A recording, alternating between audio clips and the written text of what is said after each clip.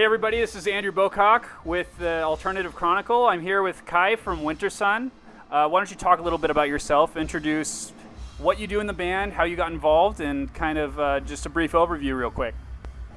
Okay, so hello, my name is Kai Hahto and I play drums in Wintersun since 2004. And of course I've been associated with different bands before that in the Finnish metal scene since the early 90s. So that's what I pretty much do, play drums in the band. So. Perfect. So how did you get involved with Wintersun? It was originally Jari's project. I remember it was kind of his own side project, and then he kind of took this on, and it became a full-time thing. So at what point in the process did you get involved and stick on? Yes, like I said, I've been involved since 2004, since the debut album, when Jari started doing his own thing instead of Ensiferum.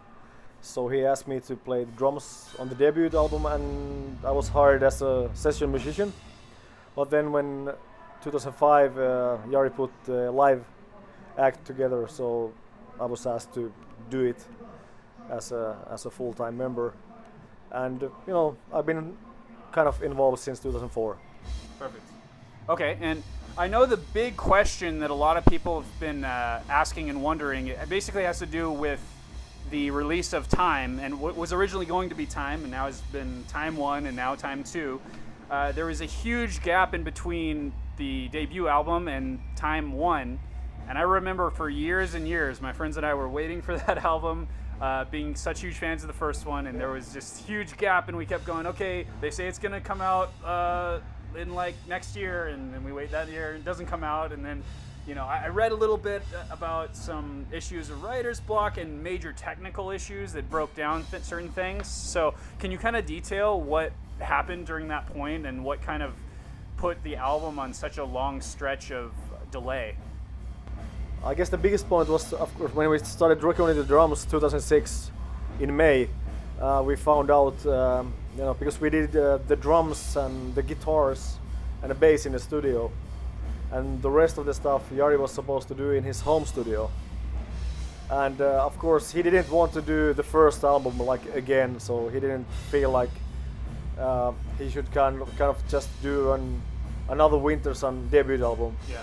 So he wanted to go a little bit more further with the orchestrations and synthesizers and everything. So when we started, when we got the drums finished and guitars and everything, then we pretty soon understood that this kind of album is not really easy to make with the gear that Jari had at that time. Okay. He had a PC, and we found out that it's not even close to be able to handle all the MIDI tracks, because there was so much information going on, and pretty much hit the brick wall at some point. We couldn't continue.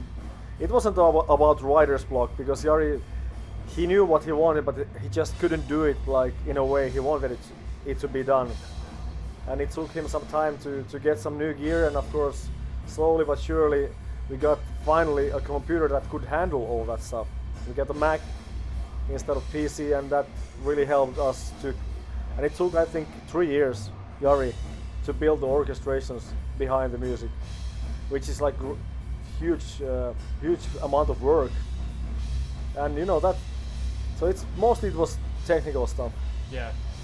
Like also gear breaking down, like we broke, one of the computers got broken, so shit like that. Yeah. Like just like a lot of bad luck. Oh yeah. And at last, some point we also felt that this album is not gonna fucking really to be released ever. It's such like too much like shit going on around it. And yeah, were there major points in the album writing process where I mean, it sounds like there had to be a lot of points where you guys had to stop and basically do things all over again. Do you think that helped the writing process, or do you think it kind of hindered just what you guys ultimately wanted to accomplish? Actually, when Jari started mixing the album, he understood that the guitars that were recorded in the studio were really kind of recorded in a way that he didn't like it, because there's so much white noise in the guitars. So he had to do all the guitars again, like rhythm guitars, to be able to make that the mix is clear enough for the stuff. So of course, you know, you do things over and over again. At some point it gets boring, but still in the end Jari is kind of the kind of guy that he doesn't really give up, because he always puts 100% for the music, and he has to be kind of happy himself first before he can deliver it to the people to listen to.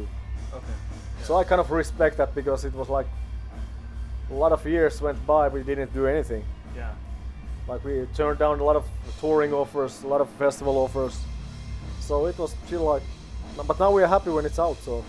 Perfect. Yeah, and the thing about the album is it flows so smoothly from beginning to end. At least time one. But what I was wondering is basically when did the decision come up that you guys decided that you were going to split it into 2 different albums, and how did you decide, say, where you wanted to end one and where did you want another one to begin? Was that all Jari? Was it collaborative? And what was kind of the detail on that? Actually, the set list, I mean, the order for the songs were like that in time 1 and time 2 already, like one continuous thing. So we didn't change the songs like here and there. It was just like, okay, this is the first part and this will be the second part. So of course the album still kind of flows, the second part still flows in the same way as the first part, because it's like one continuous thing. But you know, it was not actually our decision to split it. It was the record labels. Oh, okay. They wanted us to, and also because it's 85, almost 90 minutes of music. Yeah. If you put that kind of stuff at once, it might be also like maybe even too much to listen to sink your teeth in, because a lot of information. So it was the record labels like decision that okay, or they suggested that should we do like this and get the band on the road again, and you know, start playing the new stuff, and then when time 2 comes out, then we can continue from there. So now we have the both sides of the time albums done and, you know, ready to be presented for the people. Yeah, and that makes sense. I mean, I understand since you guys had one debut album, you seem to have, I think, a pretty decent following based on that. But at the same time, I could see maybe if you were a band that had the Years in Cloud of Dream Theater or something like that, where you're able to kind of like get the label to, oh yeah, we released this 2 CD, whatever it is, which was what I was expecting, honestly. But yeah, I can definitely see how the label might kind of interfere with that too. So basically, what do you guys have any news as far as, I know you were hesitant to basically give out an exact date for time 1. If I almost remember correctly, did you have an actual release date? It seemed like it just kind of released without any of my knowledge, and then my friend told me it was out one day. So did you guys kind of actually have a release date for that, or did it just kind of get dropped on the public? I'm trying to figure that out. Actually, for time 1 we had a release date over 3 months. Okay. It was like, okay, it's coming out, but it was delayed 1 week. Gotcha. So that was the only like minor change that happened in the end.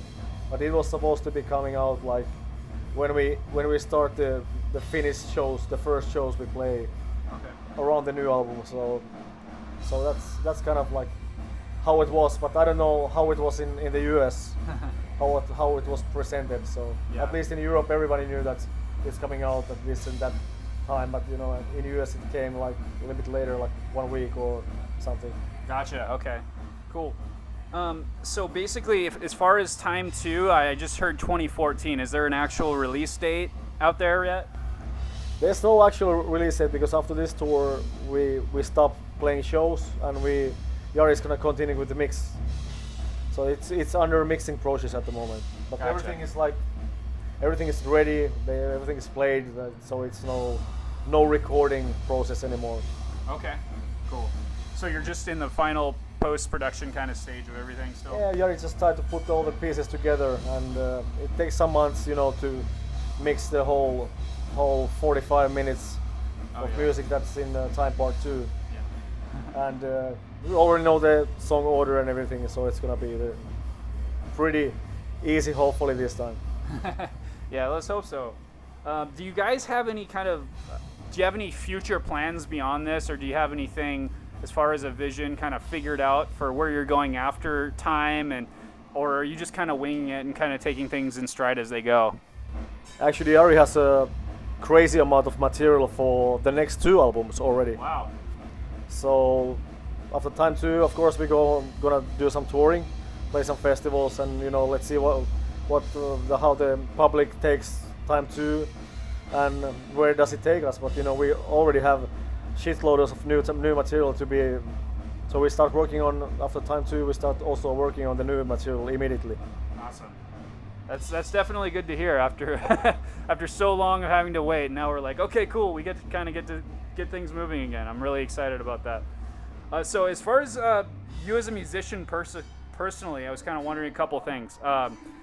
First of all, you said you've been pretty active in music since the early '90s, and what kind of initially really inspired you musically? I'd like to know that first of all, and then after that, anything mainly outside of music that kind of inspires you, whether it's literature, film, art, anything, any type of hobbies you may have, anything. So first, I was gonna see just music related, what got you into that, and then kind of anything outside of that that may kind of bleed into your art.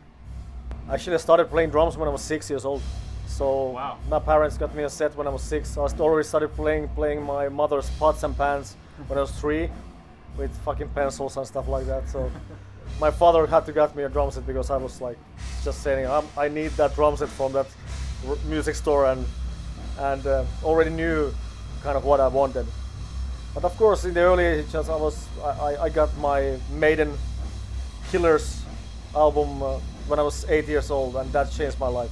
Awesome. Yeah. So of course, metal is my early love to music, and later became like a lot of different directions to jazz music, world music like Latin music, pop music, whatever you have. Yeah. So I kind of draw my inspiration from all different sources of music, so I don't really just listen to metal. Yeah.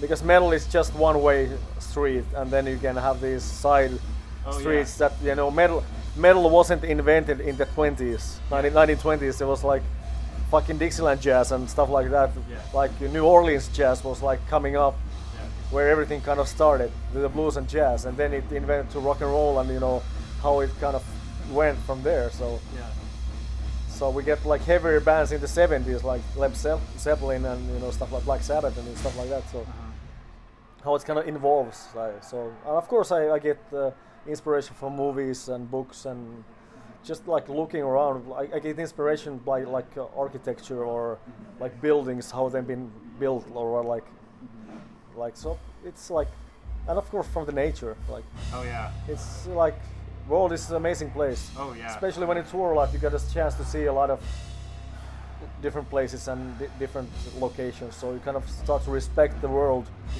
and nature and everything in a different way. That's one thing I've kind of noticed myself actually, is it seems like European and especially a lot of Scandinavian and northern bands, especially some sort of more of an earthiness sort of to the music. Not even necessarily bands that are from or stick to those areas, but the inspiration from that just seems to be very kind of like driven into this kind of naturalistic type of songwriting. Yeah, of course, because we have a lot of nature there. We don't have like Finland is not really overpopulated. We only have 5.6 million people in the country. That's still big enough. So there are a lot of woods to walk.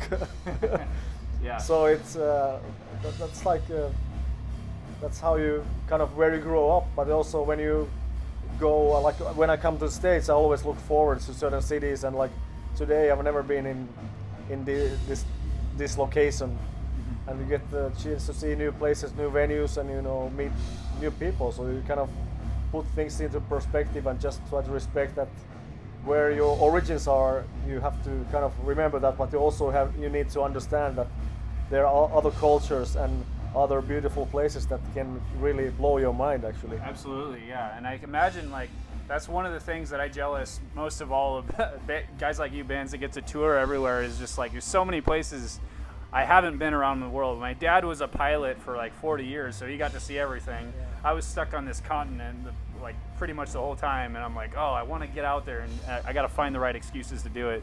This is a perfect excuse, but I understand too, being limited by having to play so many shows, having to travel so much. I imagine that gets obviously really exhausting, and I'm wondering, when you tour, do you ever get time to just kind of relax and kind of enjoy the scenery, or it seems like a lot of your dates might be close together. It doesn't seem like you maybe get a whole lot of breathers in between.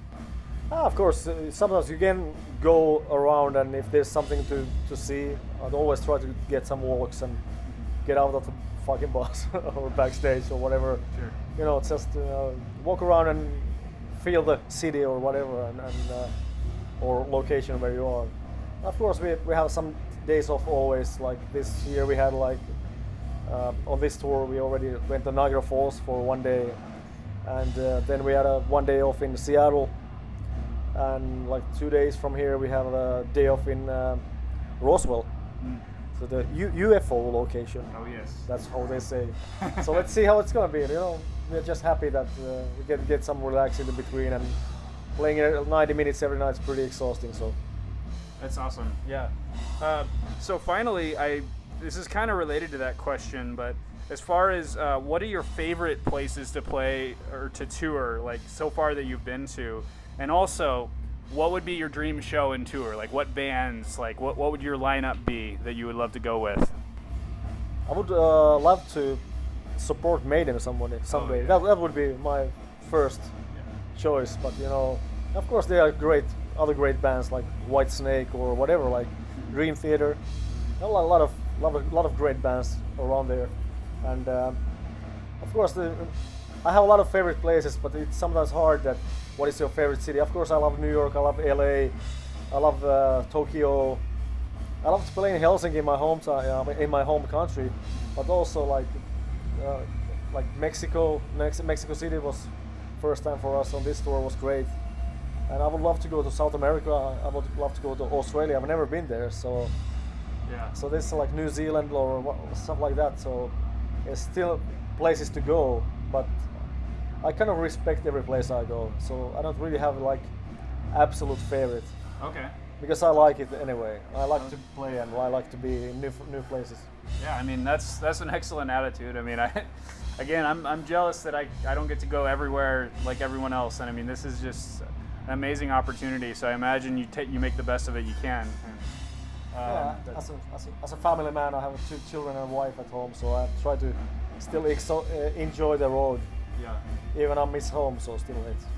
Yeah, that makes sense. That's got to be hard too. I mean, especially being in a touring band and having a family. I mean, that is something that it's a bridge I haven't crossed yet. But yeah, I imagine that you do have to do a lot of juggling there to keep that alive. Yeah, that's true.